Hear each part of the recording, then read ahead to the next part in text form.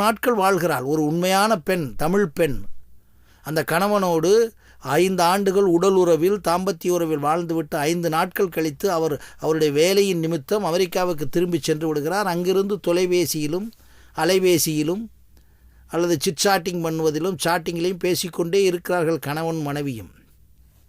ஆனால் 5 ஆண்டுகள் கழித்து அவர் விமான நிலையத்திற்கு வரும்போது இந்த மனைவிக்கு எப்படிப்பட்ட ஏக்கம் இருக்கும்? இந்த ஏக்கத்தை காட்டிலும் 1000 மடங்கு ஏக்கத்தோடு படிக்க வேண்டும் என்று வேதாந்தம் கூறப்பட்டிருக்கிறது என்பது எத்தனை பேருக்கு தெரியும்?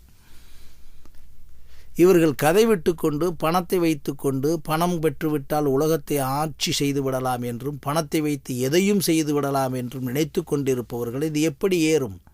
அது இலக்கணம் குறிக்கப்பட்டிருக்கிறது. இதில் என்ன நாம் சரியாக புரிந்து கொள்ள வேண்டும் என்றால், நாம் வேதாந்தத்தை படிப்பதற்கே ஒரு மிகப்பெரிய ட்ரெயினிங் வேண்டும். அந்த ட்ரெயினிங் வருவதற்கு மிகப்பெரிய அனுபவம் வேண்டும். அந்த அனுபவம் வருவதற்கு 24 மணி நேரமும் உலகியலில் நடக்கின்ற மிக மிக மிக சாதாரண விஷயங்களை கூட விட்டு விலகிவிட முடியாது. அதைத்தான் இன்றைக்கு கூறுகிறார்கள். கிராமங்களில் வாழ்ந்தவர்களெல்லாம் நகரத்திற்கு வந்துவிட்டு கிராமத்தை வெறுத்து விட்டார்கள் என்று சொல்வதை காட்டிலும் கிராமத்தில் இருந்த உணர்வினை வெறுத்து விட்டார்கள்.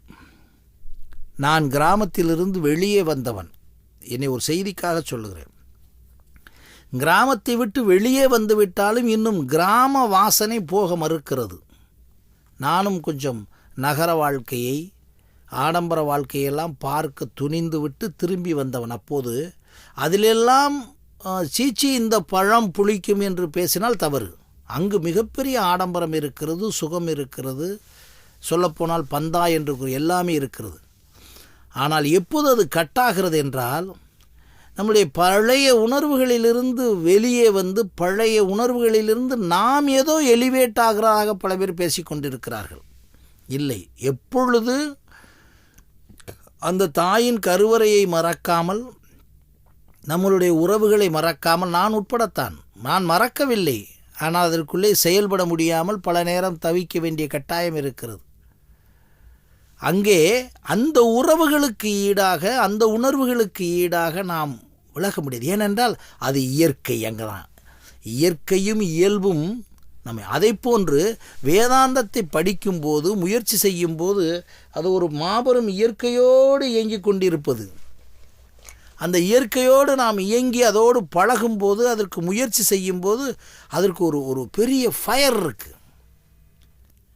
ஏன்னா கம்ப்ளீட்டாக நீங்கள் இப்போ நீங்கள் ஒரு கிராமத்திலிருந்து வந்தவன் நினச்சி பாருங்களேன். கடைக்கோடி கிராமத்திலிருந்து வந்தவன் அதை டாக்டர் அப்துல் கலாம் அவர்கள் செய்து கொண்டிருக்கிறார்கள். அதை நம்ம நினைக்கும் போது ரொம்ப சந்தோஷம். ரமணர் அவர்கள் செய்தார்கள்.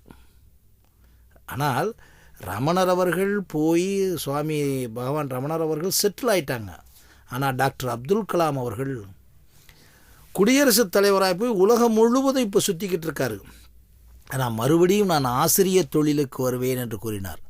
இதை நாம் ஏன் கூறுகிறோம் என்றால், நீங்கள் உங்களுடைய இயற்கையிலிருந்து, இயல்பிலிருந்து மாறும்போதே, இயற்கை என்பது நீங்கள் உருவாக்கியதல்ல, மாறும்போதே முழுவதுமாக அழிந்து விடுகிறீர்கள். நீங்கள் அழிக்கப்பட்டு விடுகிறீர்கள்.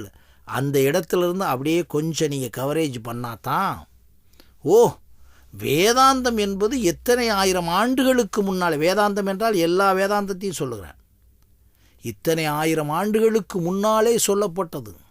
இன்றைக்கும் வேதாந்தம் இருக்கிறது. திருக்குறள் 2000 ஆண்டுகள் என்று சொல்லுகிறோம். இன்றைக்கு ஒரு பெரிய மகான் எழுதிவிடுகிறார், விவேகானந்தர் சொல்லிவிடுகிறார், ஸ்ரீ ரமணர் சொல்லிவிடுகிறார், அப்துல் கலாம் சொல்லிவிடுகிறார். ஒவ்வொரு மனிதனுக்குள்ளும் இருந்து அந்த அப்படியே மரபணு ரீதியாக வேதாந்தங்கள் வந்துக்கிட்டே இருக்குது. வேறு வேறு ஃபார்மில், தொலைபேசியிலிருந்து வந்து அலைபேசி ஆனது மாதிரி. நாம் அதில் இருக்கக்கூடிய ஆழத்தை புரியாமல், இப்போ நான் இதுக்கு ஒரு பெரிய உரிமைதாரர் கிடையாது. எது? வேதாந்தத்தை ஒளிபரப்புவதற்கு. நான் இல்லை என்றாலும், நான் மாதிரி எவனுமே இல்லை என்றாலும் இந்த உலகத்தில் நிற்கும். அந்த இடத்துல தான் நீங்கள் இந்த ரகசியத்தை புரிந்து கொள்ள வேண்டாம். நித்திய அனித்திய வஸ்து விவேகம் என்று கூறப்பட்டதனுடைய ரகசியத்தை நீங்கள் புரிந்து கொள்ளணும். என்ன? இத்தனை ஆண்டுகளுக்கு முன்னாலே பிறந்த ஒன்று இன்றும் இருக்கிறதே. அதான் ஸ்ரீ ரமணரும் சொல்லுவார், உள்ளது என்பது இல்லாதது ஆகாது, உள்ளதை உள்ளபடி உள்ளவாறு உணர் என்று சொல்லுவார். உள்ளது 40. இதுக்கு ஒரு குவாலிஃபிகேஷன் இருக்கிறது வேதாந்தத்தை படிப்பதற்கே. வேதாந்தத்தினுடைய அத்தனை விஷயங்களையும் படிப்பதற்கு. வேதாந்தம் என்றால் ஒன்றல்ல என்று கூறிவிட்டோம்.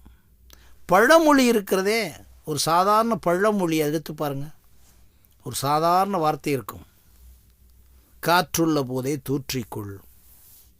இதில் எவ்வளோ பெரிய ரகசியம் இருக்கிறது தெரியுமா, விஞ்ஞானம் இருக்கிறது தெரியுமா. நமக்கு பிடித்த ஒரு விஷயத்தை ஒத்துக்கொள்ளுகிறோம், பிடிக்காத விஷயத்தை விலகிக்கொள்ளும். வள்ளுவன் சொல்லுவான், பிறர்மனை நோக்காத ஒரு இடத்துக்கு சொல்லுவான்.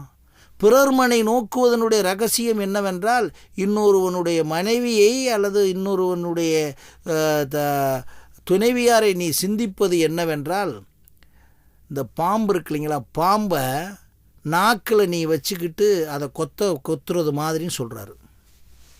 இந்த உதாரணத்தை பாருங்கள், அப்படியே அருந்து போயிடும். இதை எத்தனை பேர் தமிழனே உணர்ந்திருக்கிறோம்? இதில் எவ்வளோ பெரிய ரகசியம் இருக்குது தெரியுமா. கம்ப்ளீட்டாக உலகமே, இந்த எய்ட்ஸ் என்ற ஒன்றுமே உலகமே அழியிற வேதாந்த விஞ்ஞானம் இருக்குது. பிறர் மனை இன்னொரு பெண்ணை தீண்டவே கூடாது என்ற ஒரு நினை எப்படின்னா, நீ தீண்ட முயற்சி செய்வது எப்படின்னா, இந்த பாம்பினுடைய நாக்கை நீ தீண்டுனது மாதிரி. யாராச்சும் உலகத்தில் பாம்பை முன்னால் வச்சு அதை கொத்த விடுவோமா சார் நாக்கில்? நினச்சி பாருங்கள், எவ்வளவு பெரிய ரகசியத்தை அப்படியே புட்டு தூக்கி போட்டு போயிருக்காரு. இப்படி நீங்கள் பார்க்குறதுக்கு தான் வேதாந்தம். இதை பற்றி சிந்திக்க மாட்டீர்கள், இதை பற்றி விவாதம் பண்ணுவீர்கள். இப்போ ஒரு இடத்துக்கு வந்துட்டாங்க. எப்படின்னா, அந்த நாத்திகர்கள்லாம் இல்லை, அது இயற்கை தான், இயற்கையின் விதியை விட்டு நாங்கள் வெளியே போக முடியாது. பட் இதில் என்ன பெரிய ரகசியம்னா, அவர்கள் இயற்கை விதியை விட்டு போக மாட்டேன் என்று சொன்னது வரைக்கும் சரி, இந்த இயற்கை விதியையே வைத்து வாழ நினைக்கிற இந்த கார்ப்பரேட் சாமியார்கள் பண்ண கதை தான் பெரிய சிக்கல். இவன் மிஸ்யூஸ் பண்ணிட்டாங்க, அதுதான் பெரிய சிக்கல். அவர்களாவது இது இல்லை என்று சொல்லுகிறார்கள். பராசக்தியிலே வசனம் எழுதுவது போல சாமியார்களை பற்றி, கோவில் பூசாரிகளை பற்றி அழகாக எழுதியிருக்கிறார். அப்பொழுது இன்றைய வரைக்கும் இருக்கிறது. த சேம் திங் இன்னைக்கு ஃபாலோ பண்ணுறாங்க உள்ளே வச்சுக்கிட்டு. சீக்ரெட்ஸ் ரிவீல்டுன்னு சொல்லி நம்ம இந்தியாவில் இருக்கக்கூடிய மிக உயர்ந்த சாமியார்கள் எப்படியெல்லாம் மக்களை ஏமாற்றுகிறார்கள் என்பதை அழகாக பிபிசி போன்ற அத்தனை ஊடகங்களும் வெளியிட்டு விட்டன. இணையதளங்களை கொஞ்சம் பாருங்கள். இப்போ எல்லாம் ஒரு சாமியாரை பற்றி அவருடைய மடத்துக்குள்ளே போய் ஒரு சன் டிவி என்ற நெட்வொர்க் ரிலீஸ் பண்ணது. யாராவது அந்த சாமியார் அதை இல்லை என்று மறுத்து விட்டார்களா? ஆனால் என்ன பேசுகிறார்கள் தெரியுமா? ஆண்டவன், பிரதிநிதி, கடவுள், சக்தி என்று இங்கே தான் அவர்கள் ஒரு மனோவியாதிக்காரர்கள் என்று நாங்கள் கூறுகிறோம். அவர்கள் தவறு செய்கிறார்கள் என்பதை சட்டம் பார்த்து கொள்ளட்டும். அது ஒரு மனோவியாதி. நினைத்து பாருங்கள், எந்த தவறையும் நான் செய்வேன், இப்படியெல்லாம் பணம் வாங்குவேன், இப்படியெல்லாம் தவறு இழைப்பேன், இப்படியெல்லாம் காம களியாட்டங்கள் நடத்துவேன், ஆனால் இதில் எனக்கு ஒன்றுமே எனக்கு படாது, அதற்கு ஒரு விளக்கம் சொல்கிறார்களே. உண்மையிலேயே மனம் வள்ளுவன் கூறுவது போல திட்பமாக இருந்தால் இப்படி அதை பேச முடியுமா? பயம் வந்து விடுமல்லவா? உண்மையிலே மானுட மனத்துக்கு என்ன பயம்? நன்மை தீமை என்று பிரித்து விட்டது. என்ன நன்மை தீமை? நன்மை தீமை என்று எங்கே வருகிறது என்றால், நீங்கள் உங்கள் உடலியல் ரீதியாக எப்பொழுது உங்களை பாதிக்குமோ அங்குதான் நன்மையும் தீமையும் உண்மையும் பொய்யும் பிறந்திருக்கிறது என்பதை வேதாந்தம் கூறுகிறது.